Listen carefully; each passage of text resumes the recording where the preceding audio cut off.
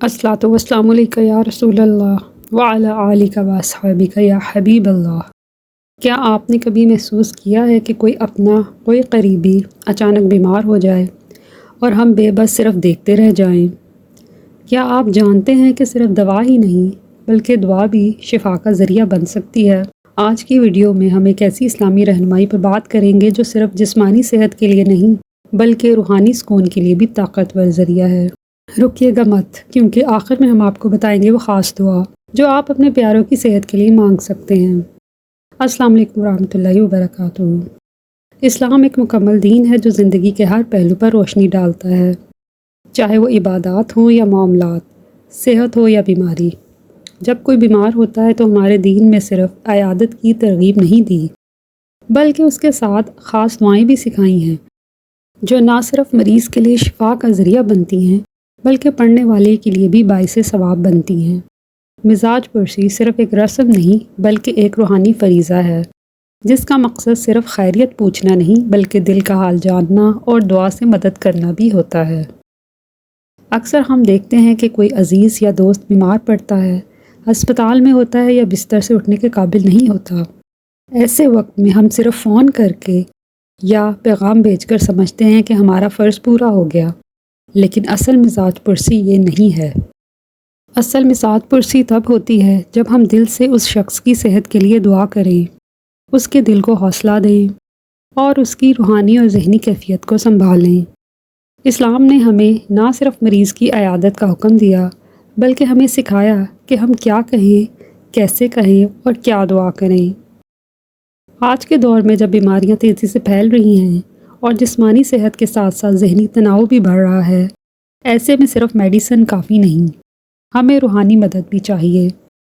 ایسی دعائیں جو نبی کریم صلی اللہ علیہ وآلہ وسلم نے خود سکھائیں، جو صحابہ کرام رضی اللہ تعالیٰ عنہ پڑھتے اور جو دل کو تسلی دے کر جسم کو سکون پہنچانتی ہیں۔ سوچیں، اگر آپ کی دعا کسی کی زندگی بدل دے، اگر آپ کے الفاظ اللہ کے دربار میں قبول ہو کر کسی کو شفا کا ذریعہ بن جائیں، یہی وہ لمحہ ہے جب ہماری نیت، ہمارے الفاظ اور ہمارا ایمان سب مل کر ایک معجزہ بنا سکتے ہیں۔ کیا آپ جانتے ہیں کہ نبی کریم صلی اللہ علیہ وآلہ وسلم جب کسی مریض کی عیادت کے لیے جاتے تو صرف خیریت نہیں پوچھتے بلکہ ایک مخصوص دعا پڑھتے۔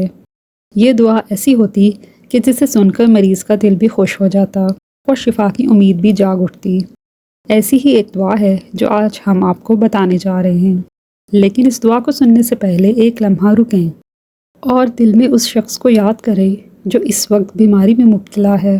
اپنے دل میں اس کے لیے نیت کریں، کیونکہ نیت میں اخلاص ہو تو دعا عرش تک پہنچتی ہے۔